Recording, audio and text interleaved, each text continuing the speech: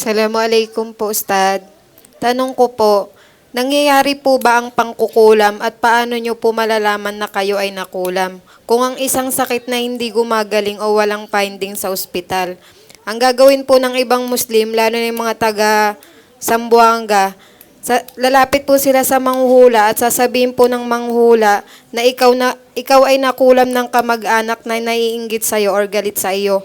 Paano ko po papayuhan ng isang Muslim na dumadaan sa ganong sitwasyon? Bismillah wassalatu wassalamu ala rasulillah wa ala alihi wa ashabihi ajma'in. Sister, ano to? Yung tanong mo, gusto mong malaman yung mga alamat or sign na kinukulam yung isang tao? Opo.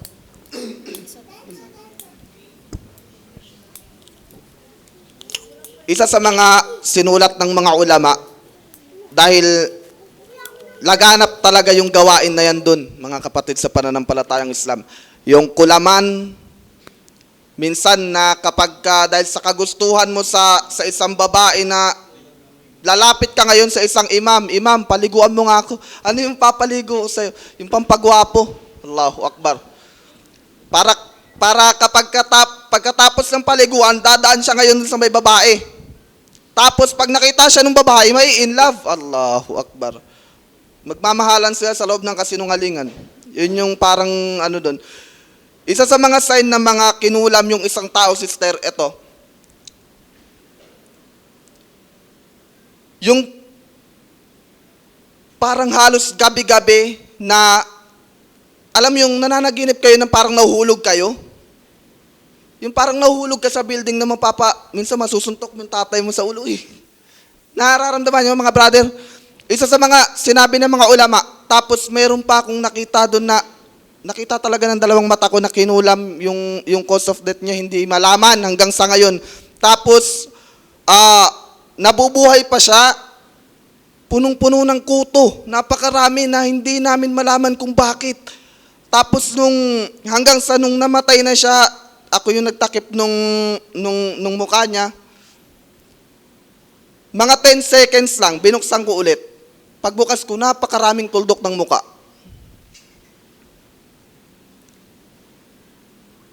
Laganap to, mga kapatid sa pananampalatayang Islam. Maraming klaseng mga gantong sihir. Sihir to eh. Tinatawag ng mga tausog na sihil. Kasi yung tausog hindi nila kaya magsalta ng R. Sihil sa tausog. Sihir to. Merong hahagisan ka sa bahay mo ng buto. Magtataka kung ano yung buto na yung pagtingin mo, may mga nakasulat na Arabic na hindi mo maintindihan, yung pala pampamalas sa'yo para magkasira-sira yung negosyo mo dahil sa kainggitan. Ito yung problema, mga kapatid sa pananampalatayang Islam. Pero kapag after Salatul Fajar at saka Maghrib, meron tayong may tinuro yung Rasulullah sallallahu alaihi wasallam na dapat mong gawin. Magbasa ka ng Qul huwallahu ahad 3, Qul a'udhu birabbil falaq 3, Qul a'udhu birabbin nas 3, magbasa ka ng Ayatul Kursi, magbasa ka ng Sayyidul Istighfar. Napakaraming tinuro ng Rasulullah sallallahu alaihi wasallam patungkol dito sa kontra dito sa sihir na to, mga kapatid sa pananampalatayang Islam. At saka magdua ka kay Allah na sana maligtas ka sa ganitong klaseng sakuna. Baka may maidagdag pa yung mga mahal nating guro, inshallah ta'ala. Bismillah. Assalamualaikum. Iad ko lang. Sinasabi nila sa mga ulama na particularly kapag yung mga sakit natin hindi na siya malagyan ng findings psychologically o di kaya medically, maaaring hantong na talaga yon o dulot na talaga ng sihir, ng magic o di kaya ng kulam. Okay? So kasi for example, yung mga normal na may mga kakaibang sakit na may findings naman talaga sa medical history. So kapag mayroon pang gano'n, sinasabi ng mga scholar, inshallah, huwag niyo muna i-consider na kulam siya agad. Kasi para naman hindi tayo maging paranoid na magkaroon ka ng ganitong sintomas, ng ganyang mga karamdaman, isipin mo may kulam na agad. Pero kapag pumunta na tayo sa mga doktor na yun nga, pinahintulot sa atin yung pagpapagamot at walang malagay sa mga findings at kakaiba na yung mga nangyayari. At sinasabi ng mga scholar, psychologically, may epekto yan sa pag-uugali ng tao at sa mga kinagawian niya. At kapag meron na itong nagiging epekto sa ating pagsamba at iman, marahil ay nakulam tayo. Okay? Isa pa dito, dagdag natin, yung nabanggit ni sister, kapag naramdaman daw ng isang tao na parang nakulam na siya, hindi pa confirm. Ang sabi kanina, pupunta sa manghuhula at yung manghuhula sasabihin siyang nakulam nga siya. Dapat, kung meron kang nakita na sign sa iyo, sa kamag-anak mo na parang na talaga nakulam, huwag kang pumunta dun sa mangkukulam o sa manghuhula. At kahit ikumpirma nila o hindi, yung pagpunta pala dun, wag. Kasi yun ang gusto ng syaitan. Na mawala na yung tiwala natin kay Allah subhanahu wa ta'ala. Okay? Ang para sa atin, stop o harangan lahat ng mga openings na yan kasi yan ang gusto ng syaitan, yung maniwala tayo na meron pang ibang nalalaman o may kakayanan sa atin liban kay Allah subhanahu wa ta'ala. Okay. Yung sihir, yung magic.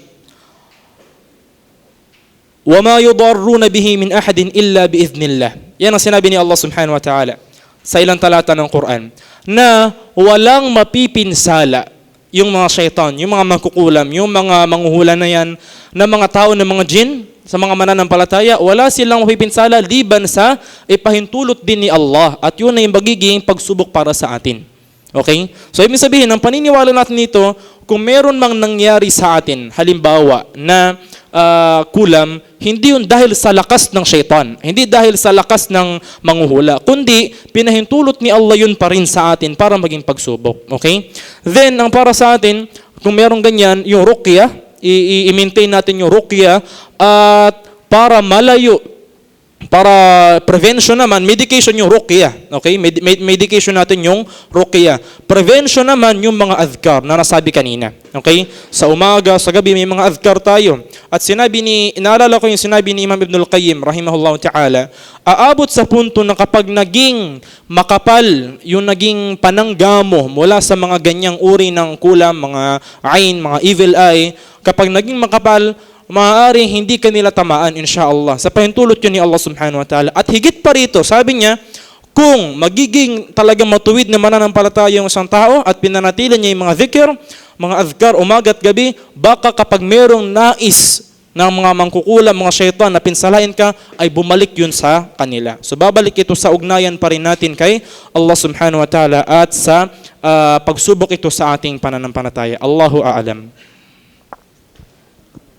Madagdagan ko pa, sister, yung tungkol sa pagpapatibay ng protection natin laban sa mga gantong klase ng kasamaan.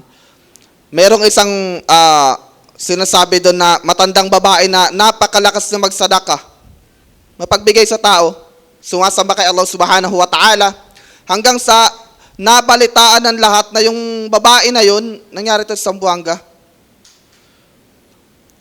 is kinukulam na. So ano nangyari? Wala lang sa kanya na sabi niya baka may galit nga talaga sa akin, pero hindi ko alam kung bakit nagagalit sa akin, pero kilala ko ni Allah. Alam ni Allah kung ano yung takot ko sa kanya. Tumagal ng tumagal, hindi umepekto hanggang sa nagulat na lang yung lahat na yung mangkukulam na yun is siya yung bumalik sa kanya. Bumalik sa kanya yung ginagawa niya. Kaya napaka-importante talaga na magkaroon tayo ng palagian takot kay Allah subhanahu wa ta'ala. At saka yung huling sinabi ni Ustad Not na yung adhkar, napaka-importante niyan mga kapatid sa pananampalatayang Islam. Yung adhkar, napaka-importante niya. Yan yung tunay na panangga na hindi kailanman nasisira. Allahu a'lam. Dagdagan natin kasi dalawin na alala ko, yung issue kasi ng patungkol sa kulam, hindi to sa tausog, sa Maguindanao, lahat ito. Kahit saan. Kahit sa western countries meron, kahit yung mga kapatid natin sa London, Europe, merong kulam. At ito yung una ko naalala. Sobrang tindi ng kasalanan ng pangkukulam. Yung mga manghuhula, dahil may ugnayan sila sa syaitan, nagpataw ang Islam ng parusang kamatayan sa sino mang gumawa niyan. Una yun. Kaya babala ito para sa atin. Sa isang hadith ng Rasulullah sallallahu alaihi wasallam, haddus sahir darbatun bis-sayf. Yung parusa sa sahir, sa mangkukulam, ay paghataw ng espada. Nangangahulugan na pagpugot ng ulo. Kasi nga sa sobrang harm na effect nila sa Muslim individual, sa mga family, sa mag-asawa, matindi sila maglagay ng kasamaan. Ikalawa, Naalala ko merong nangyari sa panahon ng Rasulullah sallallahu alaihi wasallam na yung babae ay nagkakaroon siya ng inspirasyon o pagsapi mula sa mga jin. At lumapit siya kay Prophet Muhammad sallallahu alaihi wasallam. Ang sabi niya, "Ya Rasulullah, manalangin ka kay Allah na mawala sa akin yung ganung epekto ng ginagawa ng mga shayatin." Ang sabi ng Rasulullah sallallahu alaihi wasallam, una, pwede akong manalangin para sa iyo at matitigil yan. Ikalawa, sabi ng Rasulullah sallallahu alaihi wasallam, ikalawa, kung magtitiis ka diyan bilang pagsubok ni Allah, ay garantisado para sa iyo ang paraiso. At ang sabi ng babae, "Ya Rasulullah, magtitiis ako. Subalit ipinalangin mo kay Allah na kapag nangyari yun, kapag nawawala ako sa sarili ko, ay hindi ko na ulit mahubaran yung aking sarili." At ganun nga ang ginawa ng Rasulullah sallallahu alaihi wasallam. So, yun ulit, maraming stages ito. Sana nga magkaroon tayo ng talakayan hinggil dito kasi malawak yung usapin tungkol sa kulam, hula na yan sa mga jin, mga syaitan. Pero yun, inshallah ta'ala, kung sakali man na may mangyari na ganun na nga, panatilihin natin yung pananampalataya natin kay Allah. Dahil, nangangahulugan nito marahil na hindi umepekto yung syaitan direct na iligaw ka. Kaya ang ginawa nila ay yung network nila sa mga shayatin, mga mangkukulam, yun ang gusto nilang maging means para ikaw ay lumihis sa landas ni Allah subhanahu wa ta'ala. Kagaya nung nabanggit ni na Ustad Mukhtar kanina, babae malaki magsadaka. Ang gusto ng syaitan, hindi ka magsadaka, hindi ka magkaroon ng reward ng sadaka. So kaya siya kinulam. So nung pinanatili pa rin niya, hindi siya tumigil, alhamdulillah kung naibalik nga doon, hindi na-repel yung mga sihir nila. So ganun yun. Gusto lang tayong i-prevent ng syaitan sa pagsamba kay Allah subhanahu wa ta'ala. Ituwid pa rin natin, tuloy natin, kahit anong mangyari sa mga pamumuhay natin. Inshallah ta'ala magtiis tayo. Allahu alam.